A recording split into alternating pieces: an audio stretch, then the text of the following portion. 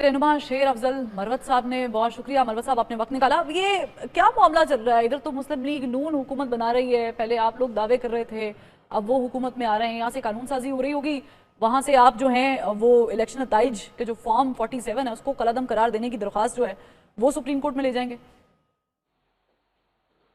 शुक्रिया।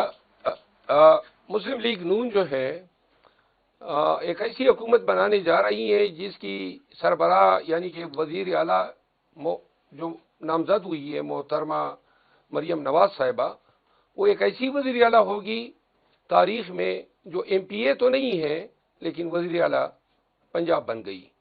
दूसरी बात यह है कि हम दावा इसलिए कर रहे थे क्योंकि हमने फार्म 45 के मुताबिक पंजाब में 2/3 मेजॉरिटी दी थी, कौमी और सूबाई दोनों असेंबलियों में। फार्म 47 के जरिए बगैर किसी फार्म 45 के उन्होंने नताइज को जो है जेलसाजी करके हारे हुए उम्मीदवारान को जितवाया है।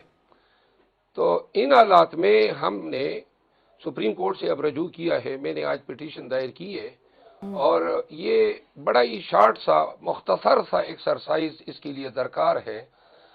हम इलेक्शन कमीशन में अपने सारे फार्म 45 लेकर गए, आज़ाद उम्मीदवारों की भी हमने सामने रखे, दीगर पार्टियों के भी, जमाती इस्लामी, GDA, चकजई साहब या रईसानी साहब या बहुत सारे माहिदीन सियासी मुदब्बिरीन ये कह चुके हैं कि PTI के हल्के जो है वो उनसे छीने गए हैं। तो अब इलेक्शन कमीशन में भी हमने ये इन तमाम के फार्म 45 अलावा अपने फार्म 45 के इनके सामने रखे। इलेक्शन कमीशन को सिर्फ वो फार्म 45 देखने चाहिए थे जो इनके अपने EMS सिस्टम पे अपलोड हुए हैं, तो लिहाजा ये फार्म 45 इनके पास थे, लेकिन इतनी सी भी तकलीफ गवारा नहीं की। हम as a last option supreme court के पास 184(3) में गए हैं और हमने 3-4 गुजारिशात की हैं, जिसमें एक तो हुकूमत साजी जो हो रही है इस अमल को रोकने की इस्तदा की है। दूसरा जो फार्म 47 है, ये फार्म 47 किस बुनियाद या किन फार्म कबूल नहीं की जाती है, मुस्तरद हो जाती है, गवर्नमेंट भी बन जाती है, आपको अपोजिशन बेंचेस में बैठना भी पड़ जाता है, क्या करेंगे आप? क्या लाए वाला? अगर ये हो जाता है और अदालत उज़्मा भी ये मुनासिब नहीं समझती हैं कि ये जो इतनी लैंडस्लाइड जो फ्रॉड हुआ है इसकी सीधे से इंक्वायरी ना हो, तफ्तीश ही ना हो, तो फिर तो अलमिया है इस मुल्क का कि जहाँ पे पाकिस्तान की अदालती, कानूनी और जमहूरी तारीख की जो सबसे बड़ी चोरी हुई है, 80 से ज़्यादा हल्के हैं, और कोई ऐसा फोरम जो निज़ाम ने प्रोवाइड किया है वो इंक्वायरी या इन्वेस्टिगेशन को मुनासिब ही नहीं समझता है, तो फिर ऐसे निज़ाम पे सिर्फ रोया ही जा सकता है। सही है, तो इस ऐसे निज़ाम के खिलाफ आप लोग कुछ नहीं करेंगे, बेंचेस पे बैठेंगे?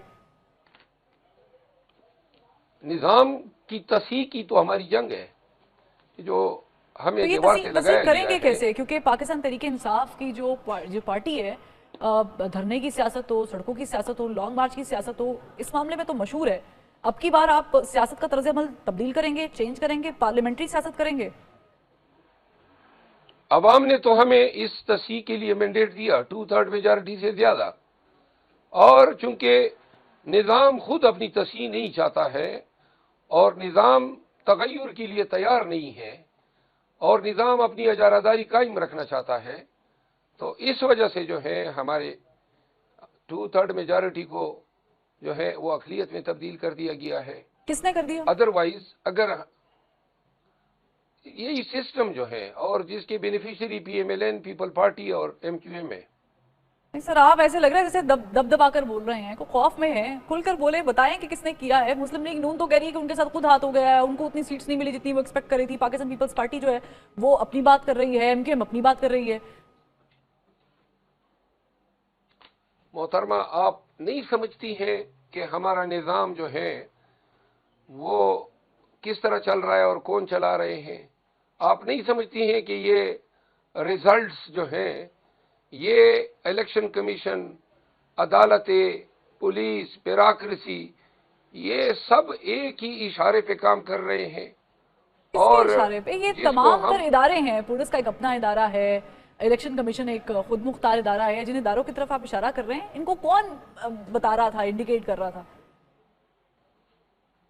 جنہوں نے لندن پلان بنایا ہے، جنہوں نے عمران خان کو جیل میں ڈالا ہے، جنہوں نے 9 مئی کرایا ہے، جنہوں نے پاکستان تحریک انصاف کے ممبران کو اغوا کیا ہے، جنہوں نے پاکستان تحریک انصاف میں خلق فشار پیدا کرنے کی کوشش کی ہے، جنہوں نے پاکستان تحریک انصاف کے ساتھ ظلم و جبر اور بربریت کیا ہے، کس نے کیا ہے منور اور صاحب؟ یہ یہ بڑا سب سیدھا سوال ہے، کس نے لندن پلان بنایا؟ کس نے 9 مئی کرایا؟ 9 مئی میں تو آپ لوگ ملوث ہیں۔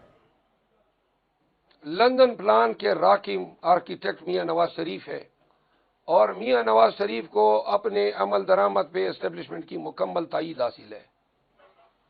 اچھا تو چلیں، لندن پلان چلیں انہوں نے بنایا، لیکن 9 مئی انہوں نے کیسے کرایا؟ مجھے یہ سمجھ نہیں آ رہی۔ 9 مئی میں نقصان کس کا ہوا ہے؟ 9 مئی میں ہمارے 25 ورکر شہید ہوئے، 100 ورکر زخمی ہوئے، 4 ورکر ساری زندگی کے لیے اپاہج ہوئے، ہمارے 10,000 ورکر 48 گھنٹوں کے اندر گرفتار ہوئے، ہماری خواتین ابھی تک جیلوں میں ہیں، بہت سارے ہمارے ورکر جو ہیں وہ ملٹری کورٹس میں ٹرائل بھگت رہے ہیں۔ اس کے علاوہ 9 مئی کے نام پہ پورے ملک میں جبر کا افرید جو ہے اور خوف کا افرید جو ہے وہ طاری کیا گیا۔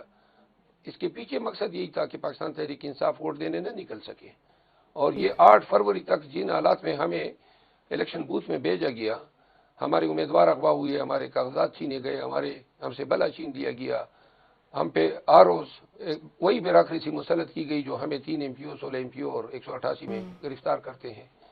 ہمارے دونوں ہاتھ پاؤں باندھ کے پولنگ بوتھ میں بیچتے وقت نہ تو پنجاب بھر میں ہمارا کوئی ایجنڈا تھا، نہ کوئی ہمارے کنونشن تھے، نہ کوئی ہم کنوکیشن کر سکے، نہ کارنر میٹنگ کر سکے، اور ان سب کے پیچھے محرک یہی تھا کہ شاید ان سے نتائج پہ اثر انداز ہو کے عوام کے مینڈیٹ جو ہیں اس کو کم کیا جا سکے۔ چلیں ٹھیک ہے، نتائج پر اثر انداز ہو کے عوام کے مینڈیٹ کو کم کرنے والی بات کو ایک سائڈ پہ رکھتے ہیں۔ آپ نے کہا نقصان آپ کا ہوا ہے، مجھے بتائیں، ہمارے شہیدوں کے مجسمے جلائے آپ کے لوگوں نے، سڑکوں پر دنگا فساد کیا آپ کے لوگوں نے، ریاست اور عوام کو آمنے سامنے لا کے کھڑا کر دیا آپ کے لوگوں نے، نفرت کی سیاست کو پروان چڑھایا آپ کے لوگوں نے، پولرائزیشن ملک میں بڑھائی آپ کے لوگوں نے۔ آپ اس چیز کا کریڈٹ کیوں نہیں لیتے ہیں کہ 9 مئی کے پیچھے کوئی اور نہیں، آپ ہی کے لوگ شامل تھے؟ 9 مئی کو ہم نے درخواست دی تھی کہ عمران خان کو ہائی کورٹ کے حیاتے سے رینجر اس طرح گرفتار کرے کہ پوری دنیا دیکھے۔